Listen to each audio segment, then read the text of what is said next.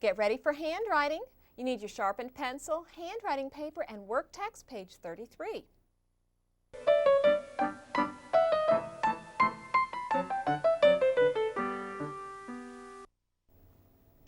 It's good to see you again, Well, hello, TG Mrs. and Overly. How are you Landmark. doing? Thanks for stopping Oh, you're by. welcome. Thanks for having us. And how is your trip going?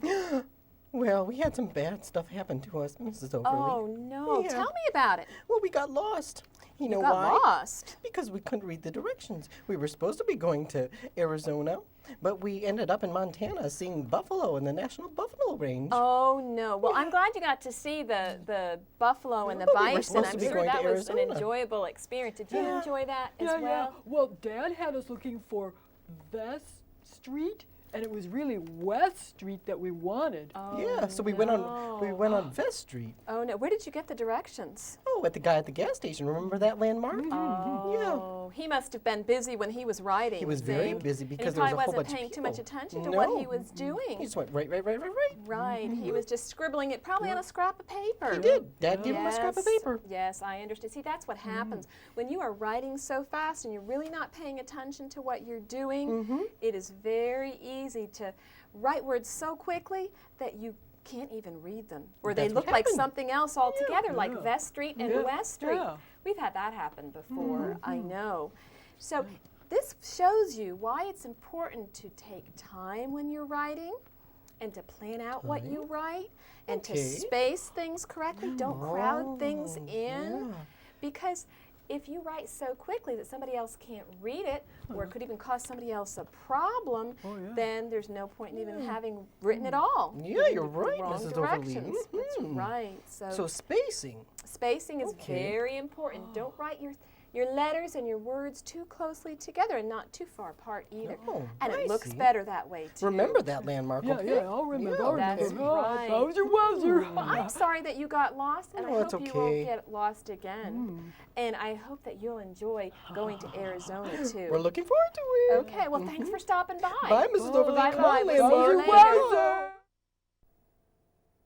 Today we're going to take a break from focusing on the formation of individual letters and think about something else that really helps to make your handwriting readable or legible and beautiful. I want you to think about what that might be.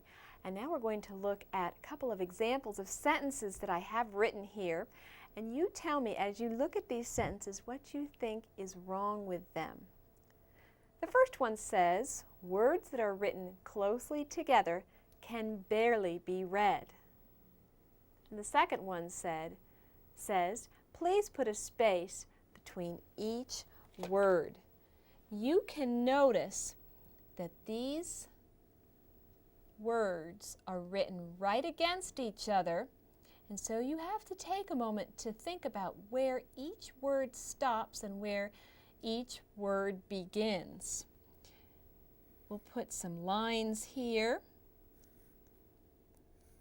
to show where the breaks should be and where the spaces should be.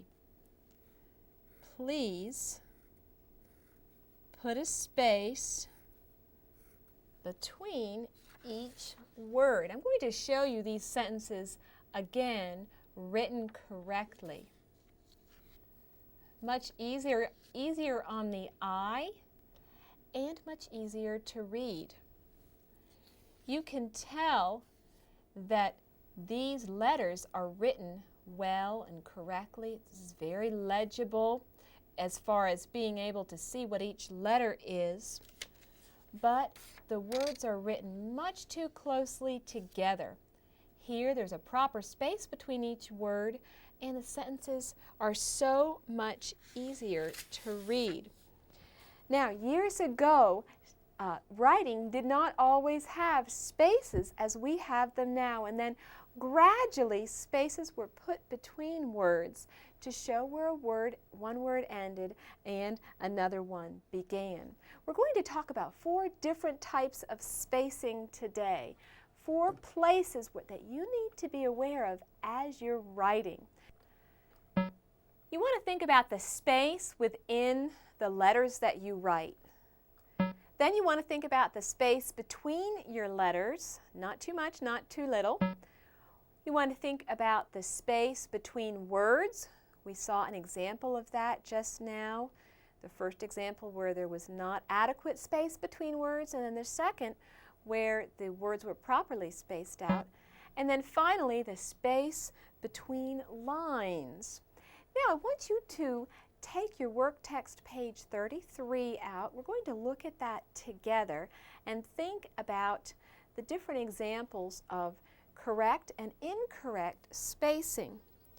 Here you can see space within letters. We have two examples that are wrong. The first one shows too much space in the letter, and the second one shows too little space. Now, as you look at this second example particularly, think about what would happen is if we even reduced the space in that letter a little bit more, it could start to look like what letter? Right, like an I. Of course, it wouldn't have a dot on it, but if you eliminated too much space and made it too narrow or thin, it could start to look like an I. And over here you have the proper example with the correct space in a letter. Look at the next one, space between letters. Here we've got too much space. You're stringing your word out too long. And here, not quite enough space. I want you to take your pencil and write the word if with the correct amount of space.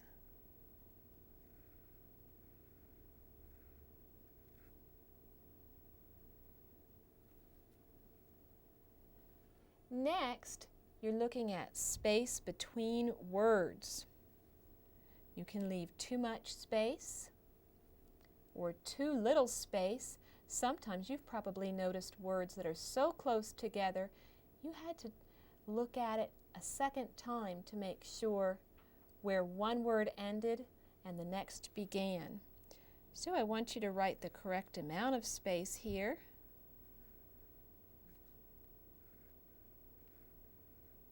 Between those. Next, you're looking at space between lines. You can see you have the word go.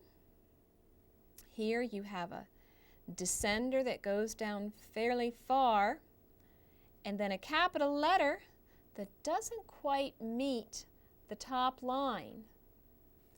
Here you have a very small descender and a capital letter that goes above the top line. So rewrite that correctly.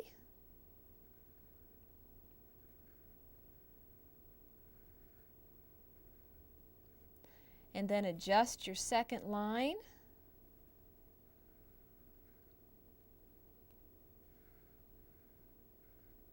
For a good example.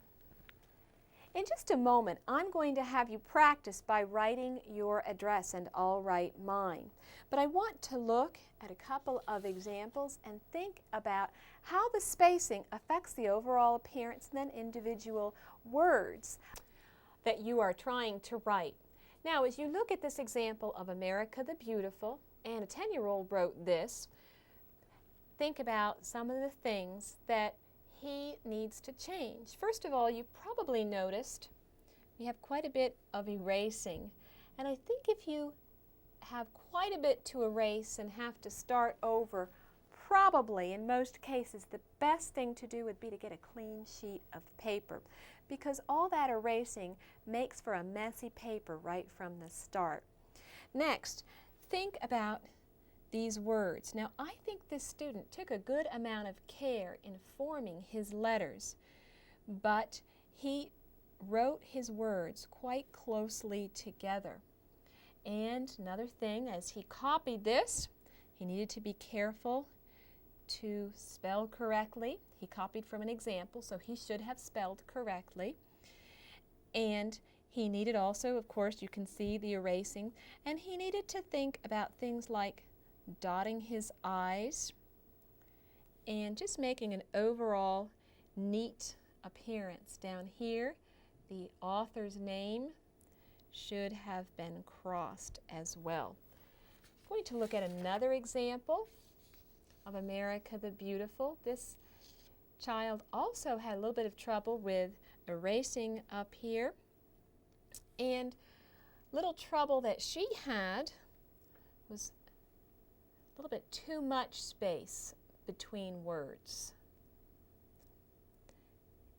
She also needs to work just a little bit on the formation of her letters.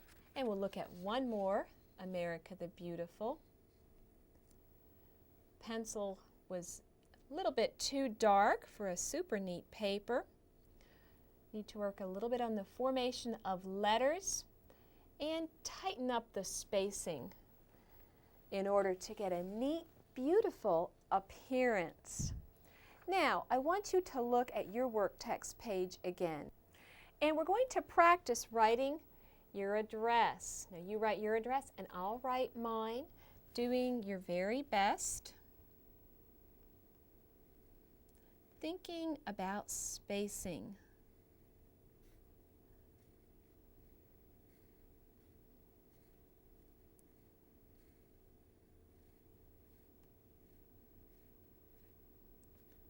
"24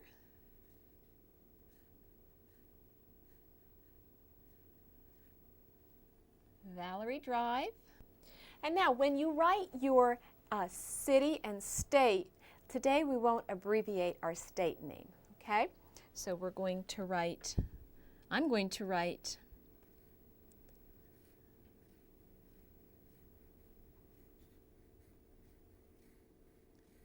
Greenville, and then South Carolina on the next line.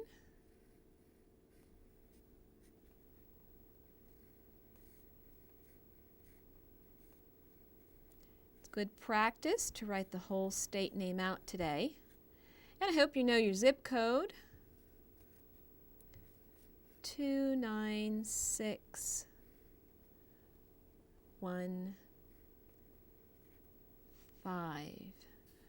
Good. Very good. Now you can see that spacing is important. It helps the overall look of what you're doing. You don't want things so crowded together that they can't be read. Remember, TG and Landmark had a problem because they couldn't read the directions on a piece of paper.